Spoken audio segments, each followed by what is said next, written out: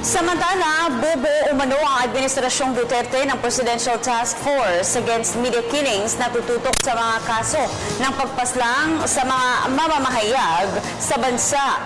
Una rito, kinundina na ng palasyo ang pagpaslang sa isang mamamahayag sa Surigao City. Ayon kay Communications Secretary Martin Andanar, naniniwala sila na ginagampanan lamang ng mga biktima ang kanilang advokasya laban sa illegal na droga.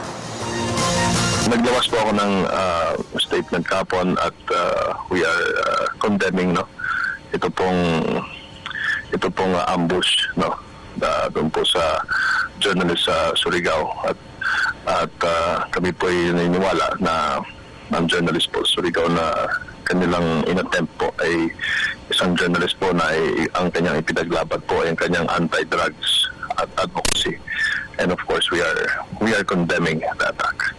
At abangan niyo po dahil meron na po kaming dinadraft ni Executive Secretary Salvador Medialdea. Ito po ay may kinalaman sa Presidential